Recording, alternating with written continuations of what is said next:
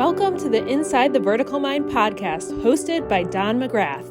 Each episode focuses on a different psychological or social aspect of climbing. You won't hear about the latest hard sends by big-name climbers. You will hear from people more like you who have interesting stories and perspectives about climbing and what it means to be a climber. Hey, this is McGrath, and welcome to the Inside the Vertical Mind podcast. I'd like to give a big shout out to our sponsors, Trango Climbing Gear and Holds. They make incredible climbing gear that climbers trust. And whether it's indoor climbing, whether it's outdoor trad climbing, whether it's outdoor sport climbing, whether it's ice climbing, they got ropes and harnesses and shoes. And gosh, just go to trango.com. They have great stuff. And the crew with Fred Knapp over at Sharp End Publishing, who are a passionate group of publishers, and they just publish all kinds of guidebooks, and they publish Vertical Mind too, so you may want to go check that out. And that crew is so great. They've taken such good care of us. They take great care of all their authors and their customers, and they do everything they do out of a great passion for climbing. So welcome to this episode of the podcast. I think it was last summer, and I was doing a casting call for a docuseries, Inside the Vertical Mind. And I reached out to various people, and I saw some posts on, I think it was Facebook, by Selena Pang, who I have as a guest today. And what I really loved about her story is, just a great story I thought that people would really fall in love with and connect with.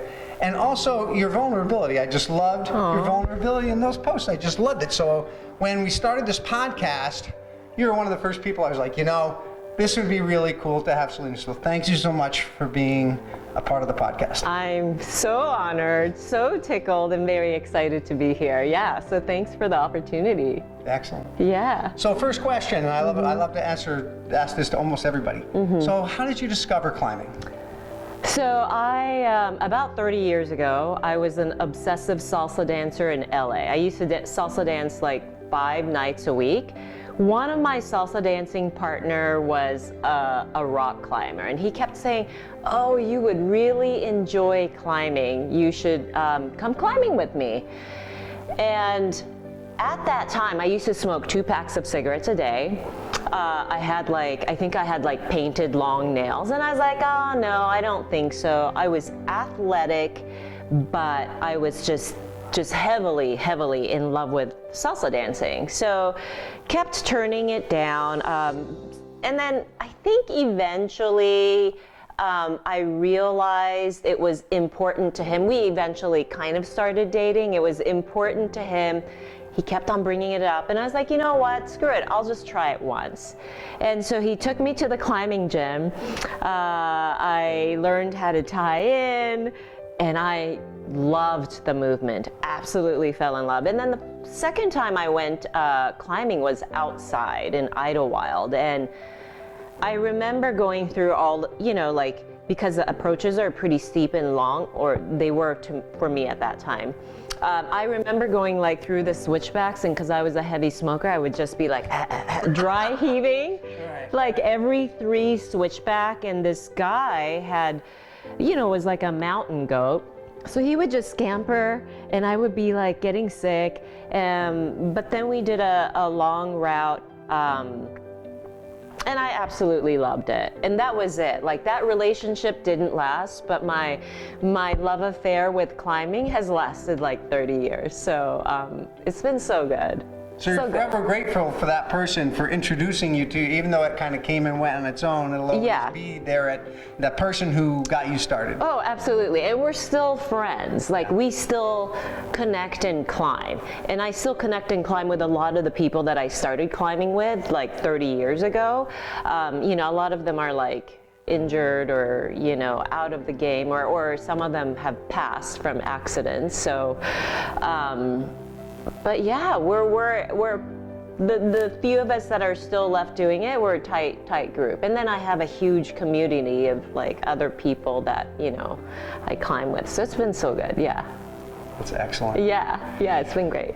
So you get into climbing, and if you're like many, you get more and more into it. So it's becomes part of your exercise. It's part of your stress relief.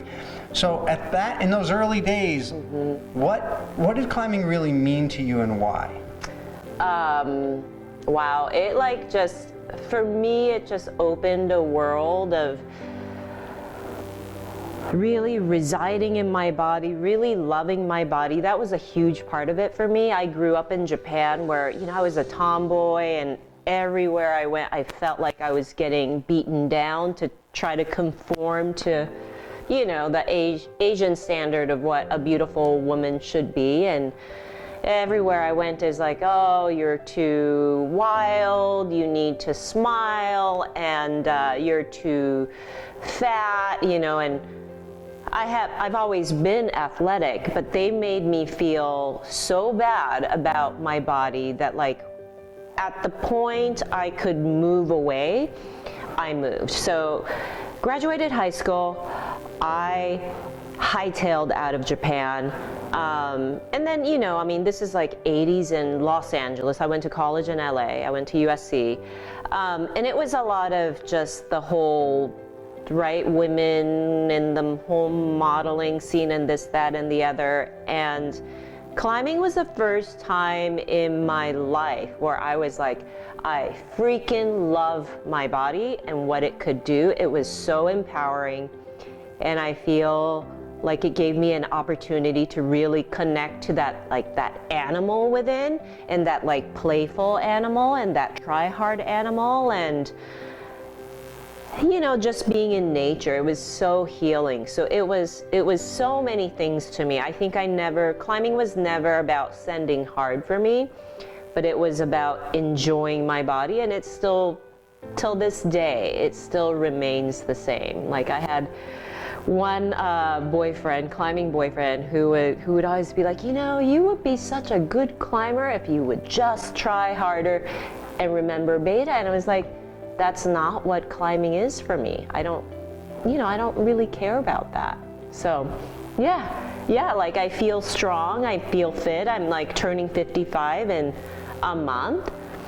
So grateful. 55. So grateful Awesome. that, like, I'm still at it 30 years later, relatively healthy. I have 2 new shoulders and a few joints that are, like, starting to, you know, rust and malfunction. But yeah, I'm still getting out there in Red Rock, you know, maybe 5 days a week. That's great. Yeah, it's been great. So do you think that climbing, did you discover this kind of animal side, or did it just awaken it more? Like, had you tapped into that at all before and it just was kind of in there, but other people were kind of discouraging you to you know, wait to own that and be in it? I think just from my upbringing, like, I've always been a little bit wild. I was like the girl that used to, like, sneak out of my bed. My bedroom was on the 2nd floor, and I used to sneak out of the window, and I would go, like, roof hopping, because in Japan the homes are, like, built close enough where you could. I used to pretend like I was a ninja. Like, I used to do all these, like, crazy things solo because I couldn't do it around people.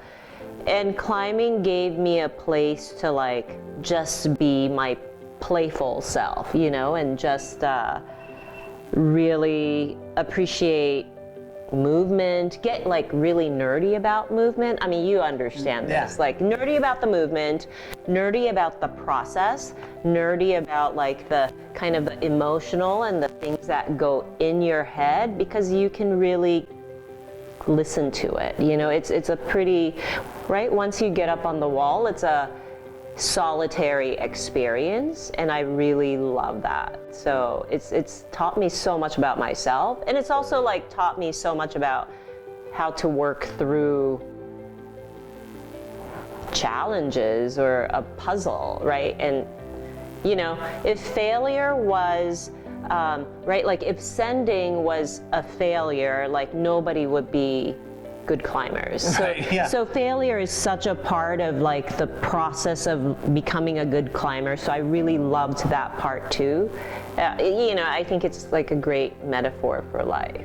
It is. And It is. And you know, it teaches you. I was a runner back when I was in college. Okay. I think that's kind of where I first discovered this. Set a goal, work really hard, do it. Wow, fulfillment it shows up at your door, right? And then Right. you feel more empowered to go do the next thing and the next thing, and next thing you know, it fulfills every aspect of your life. Yeah, right. So it sounds like you had that though, the ninja rooftop hopping thing, but this gave you a legitimate place Yeah. to be, and a community that was not like, oh, don't do that, but like, Right. no, hop. Like, Yeah. this is further, like, try this one. Yeah.